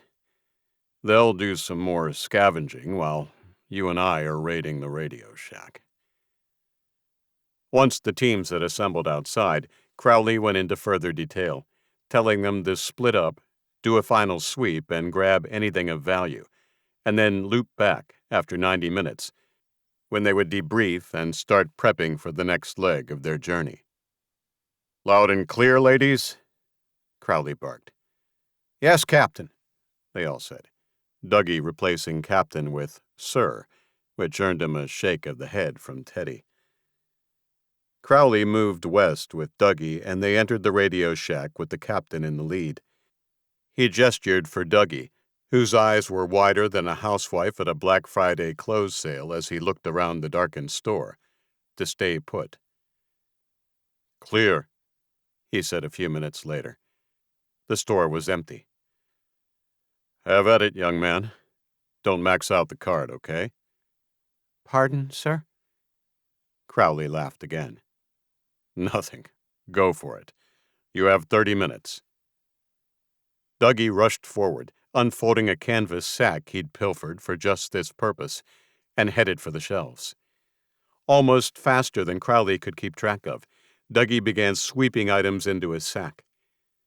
Crowley wandered over to a shelf containing an array of darkened smartphones. Once desired objects, now nothing more than useless junk.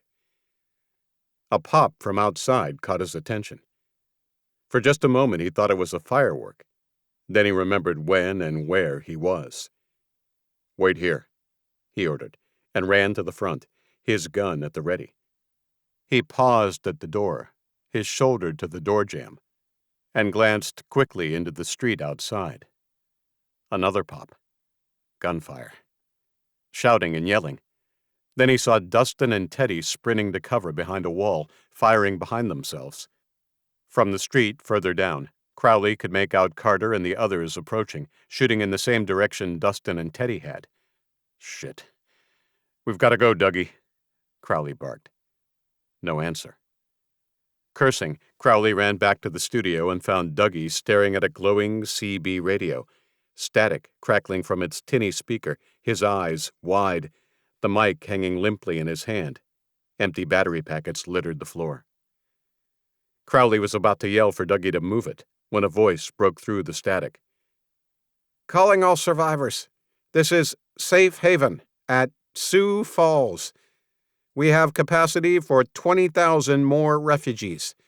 You have a 48-hour window to reach our gates. Come unarmed.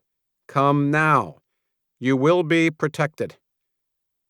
For a moment, Crowley forgot the chaos outside. Then a shotgun blast that was close, really close, snapped him back. He grabbed Dougie. "Bring it. We'll tell the others, but we've got to go. We have company." "Company?" "Lock and load, soldier." The two scrambled back through the building and across the reception, ducking low below the windows just as bullets came flying through them. Glass shattered and sprayed them, causing them both to get down and rolled to the wall. Crowley counted off, waited, then ducked up and popped off a few shots. He got lucky on the first round, taking out someone on one of the rooftops opposite. He saw their body tumble backwards and out of sight. "Clear," he yelled, and grabbed Dougie, propelling him to the doorway. The kid, not the most adroit mover, slammed into the doorframe, the sack under his arm making an unhealthy crunching sound on impact. Crowley took another look to make sure it was clear, then moved out onto the sidewalk, his young ward right behind him. The others were moving in formation under the protection of roofs over the sidewalk, and signaled to Crowley and Dougie when they spotted them. Teddy made a motion that there were still others up on the roof. When they reached them, Teddy's shoulder was wet with blood. "Bastard nicked me, but it's just a cut," he assured Crowley. "What now, Captain?" Crowley gritted his teeth. "We end them, and quickly." As if hearing him, more gunfire rained down from above, bullets penetrating the sheet metal above their heads, but luckily missing them. "We're pinned unless we get up there," Crowley whispered when the gunfire abated. He gestured for Carter and Stiles to head up a small alleyway 3 doors down and to head to the rear of the stores and climb the fire escape. He drew a thumb across his throat, leaving no doubt in their mind as to his orders. Once they'd departed, he kicked open the door to a small bookstore he and the others were in front of and led the way in. "Dougie, you stay here. Teddy, let's find roof access." Crowley bit his lip, still thinking about the radio message he and Dougie had heard. A safe haven for them. 48 hours until the gates closed, and here they were, hundreds of miles away, caught in a gunfight with the survivors of small-town Nebraska. "Captain?" "Sorry. Come on. Keep an eye out. We need to do this quick as hell and get going." "Going?" "I'll explain later, but we need to get to Sioux Falls sooner than we anticipated." Teddy's face flashed curiosity, but he refrained from asking more questions. They made their way to a storeroom at the back of the store, then found a fire exit that led outside. They eased it open and checked the rear alley for any sign of hostiles. In the distance, he saw Carter and Stiles already climbing a fire escape. The shooting, for now at least, had ceased. Crowley gave Carter, who had paused at the top landing, out of sight, a signal to wait, as he and Teddy made their way to the fire escape closest to them. They climbed as silently as they could, and were only halfway up when gunfire erupted. When he turned, Carter and Stiles were on their feet and firing over the top of the low brick wall that circled the roof. Crowley and Teddy began taking the steps 2 by 2 as they headed for the roof. No point being silent now. He made it onto the roof just in time to see a body tumble over the front edge of Carter and Stiles' building, crashing with a loud clutter into the street below. There was a man and woman directly in front of Crowley, facing east across the gap in the buildings and firing on Carter and Stiles. Crowley took his chance. He raised his semi-automatic and dropped the aggressors before they could do any damage to his men. Shooting people in the back was never pretty, but this was the end of the fucking world after all. He turned back to Teddy after checking there were no more hostiles visible on the roof. "Well, you could have left one for me. What the—" Crowley raised his weapon at Teddy and squeezed off a burst. The rounds whizzed past his shoulder and nailed the hostile, who had a very long knife in hand and had sprung up behind an air conditioning unit a few feet behind Teddy. "Shit, Crowley, just tell me to duck next time." "That's Captain Crowley to you, Sergeant," his friend and superior officer said with a wry smile. All 4 men scanned the rooftops on both sides of the street. If there were more hostiles, for now they had done a runner. "There'll be more," Crowley said, once they'd regrouped outside of the bookstore. "Survivors?" Dustin asked. "Possibly. And if not, dogs, or worse." Dougie shivered, knowing Crowley was referring to the infected humans they'd encountered. "We need to haul ass, get back, and prep to move out within the hour." "Yes, Captain." When they got back to the houses they'd used for quarters, Crowley went straight to the house Josephine and the other women and children had stayed in. Billy was in place at the bottom of the staircase that led to the second story, gun in hand. "They're upstairs," Billy said. "Safe. We heard gunfire. Figured you'd be okay, though." Crowley felt a wave of gratitude for the old man. "Yep. We've got to go. The noise of that little gunfight might bring rabid dogs from nearby." Billy frowned and lowered his gun. Can't we defend a few dogs? We left that horde a long way back, kid. Well, it's not only that, but I can't explain now. What are you talking about, Ed? Asked Josephine from the top of the staircase. Baby Ed snuggled at her shoulder. Crowley looked from her to Billy and decided he was going to save more time by being straight with them now. It looks like South Dakota and the haven at Sioux Falls is real. What? How do you know? Asked Billy. Dougie and I heard a transmission. The problem is they closed the gates in 48 hours. So I say we load up, get the hell out of Dodge, head north to South Dakota before we lose the opportunity. No votes this time. The looks on both faces told him they had no argument. Within 30 minutes, most of the vehicles had been loaded up, and all of them had been refueled. Word had passed around quickly that safe haven had been confirmed, and excitement spurred even those usually slow to get moving into action. Crowley and Teddy were doing a last check, vehicle by vehicle, when a distant but unmistakable howl was carried to them on the light breeze. Holy shit, Teddy breathed. That's enough. Let's move, Crowley yelled, and the engines of the convoy roared to life. He slapped Teddy on the shoulder and gave a small wave to Josephine before jogging back to the ram and climbing back in beside Billy. As the vehicle sped up, Maureen's husband, Dan, who was usually very quiet, piped up from the rear seat. Looks like we got out in the nick of time, he said, looking over his shoulder through the dusty rear window. Crowley reached out and adjusted the side mirror so he could see directly behind them. There in the distance, now milling around in front of the houses they'd just vacated, was a small pack of dogs. The ugly, deformed kind. The nick of time, indeed.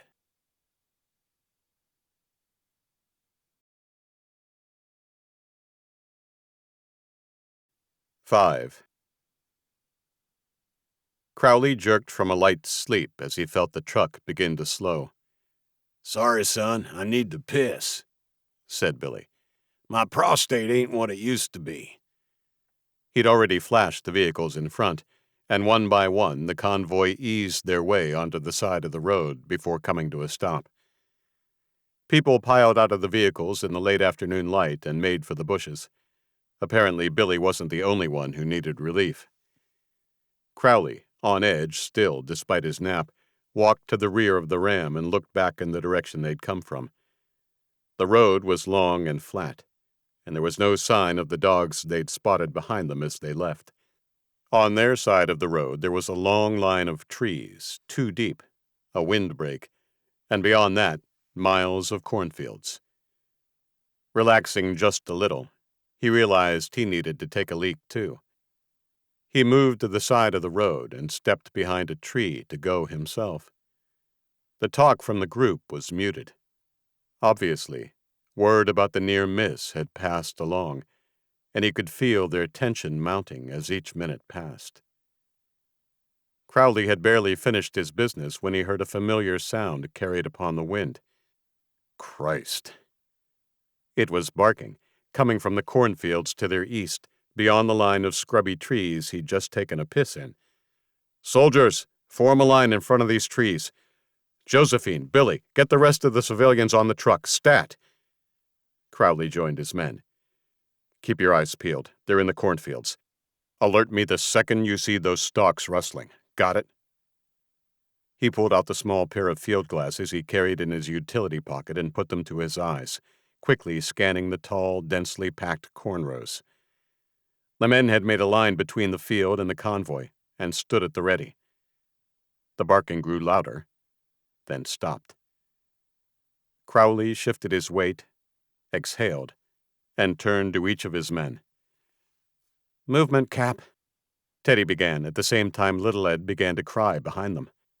On cue, a rabid St. Bernard the size of a small black bear burst from the edge of the field, cornstalks and ears flying in all directions, and sped towards the trees between him and the soldiers as other smaller shapes did the same. Crowley immediately squeezed his trigger and emptied the remainder of his magazine into the beast's chest and head. It tumbled forward, and even though Crowley dove to the side, it knocked him a heavy blow in the thigh, springing him around and sending him skidding into the gravel. The guns of his men took down dog after dog, of the dozens appearing from the field. "How many of these fuckers are there?" someone shouted, as Crowley climbed quickly to his feet and reloaded. Crowley didn't know where these mutts had come from, but it was more than just the few they'd seen as they'd left the town. "There's too many. Move back toward the trucks in an orderly fashion. Let's go, let's go." Crowley added his fire to the rest, and they began to inch backward, while managing to keep the predators from advancing much further than the edge of the cornstalks. There was a warning yell from his right, and Crowley's head snapped in that direction as a blur darted between the trees and directly at one of his men. It was Mancini, who danced a step backward and squeezed out a burst of fire just as the dog crashed into him. For a moment, Crowley's heart was in his mouth, but then Stiles ran forward and helped Mancini up from under the clearly dead animal, and they both rejoined the battle. The trucks were rumbling and ready to move out. When they were only a few feet away, Crowley yelled the order to climb aboard. Wanting a height advantage, this time Crowley took the middle truck, and with Teddy next to him, they climbed up onto the flatbed and knelt, firing in tandem at the dogs who were taking advantage of the lessening fire as his men paused to climb on board and were now making deeper inroads towards the vehicles. "Go!" roared Crowley, as he reached a hand down to Mancini, the last man up. Tires skidded and churned up dirt and grass before finally rubber bit the asphalt, and they sped up. They shot at the lead dogs, managing to take a few more down before they were out of range. Crowley sat back into the flatbed, throwing his gun down.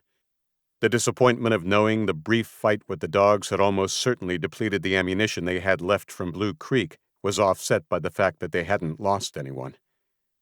Mancini winced as he put his gun down and sat with his back against the railing. "You good, soldier?" Crowley asked. "Yeah, just..."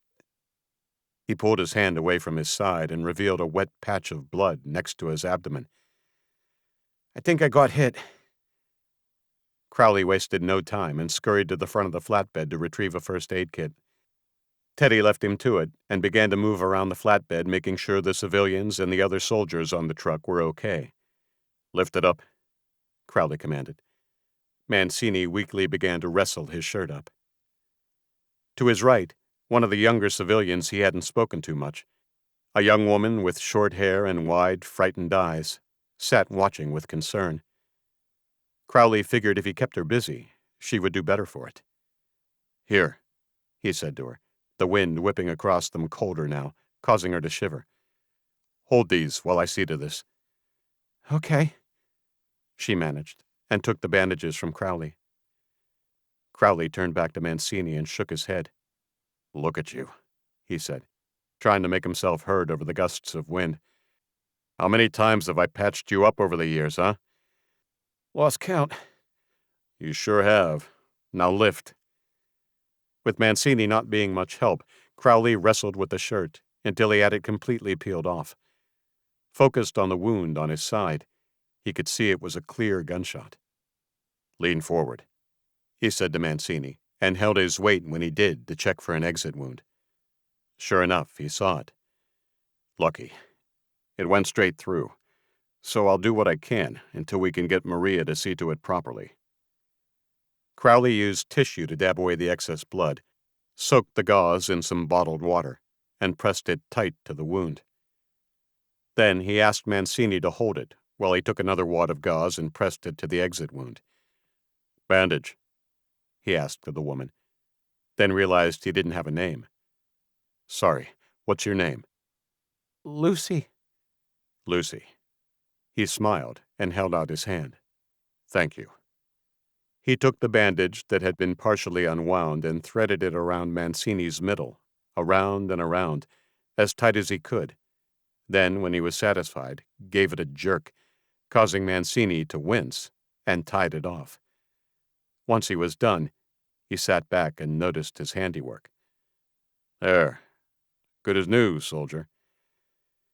"Thanks, Cap," said Mancini, a sheen of sweat on his pale brow. "Rest up. Get some shut-eye." "Here, have my blanket." said Lucy, growing into the role of care provider. She reached over, pulling a thin blanket from the floor and putting it over Mancini's chest and shoulders. Thanks, he said softly. Crowley joined Teddy at the rear of the cabin. What's the prognosis? asked Teddy. Clean shot through, between the hip and the lower rib, but wide. He should be good if we can get him stitched up, and... A shrill scream interrupted him, and both of them looked over at Lucy, who was standing unsteadily, somehow keeping her balance as she pointed down at her patient. The blanket had slid down around Mancini's waist as he stiffened against the rail, foam and blood spilling from his mouth. It was then Crowley saw what he had missed when administering to the wounded soldier, a small blood stain on the shoulder. He had barely taken it in when Mancini spasmed and jerked forward, his eyes wide open and bloodshot. "Oh, Christ," said Teddy beside him. They both began running at the same time, Teddy tackling Lucy to the floor as Mancini growled, his head snapping unnaturally to lock eyes onto Crowley, who was desperately trying to free his pistol. The infected soldier launched himself at Crowley just as he brought his weapon to bear. His first shot went wild as he fell to the deck with the soldier formerly known as Mancini on top of him. Crowley continued to wrestle, but felt Mancini overpowering him with a superhuman-like strength. Crowley squeezed the trigger just as Mancini pushed his hand above him, sending the bullet through the back of the truck cabin. Someone screamed in agony, and the truck swerved hard left, skidded, and the two were flung across the flatbed, crashing hard into the rail before the truck swerved wildly in the other direction. Crowley slid along the rail, finally free of Mancini, and when he scrambled to a stop, pulled himself to his knees, stunned, looking around desperately to find the rabid soldier. It only took him a second. What he saw chilled him to the core. Mancini was on top of Lucy, ripping into her throat with nails and teeth as Teddy knelt 3 feet away, desperately trying to keep his balance on the moving truck and seeking a clean shot. On the third swerve, the truck's brakes locked up, and the driver, whoever it was, dead or alive, lost control. There was a bang as the front tire hit something, and the truck flipped. The world was a blur, and Crowley felt weightlessness, like the plunge at the top of a roller coaster drop, before the world went dark. The end. You have been listening to Pack Hunt, RABID States, Book 4, written by Scott Medbury, narrated by Adam Barr. I'm Adam Barr. Thanks for listening.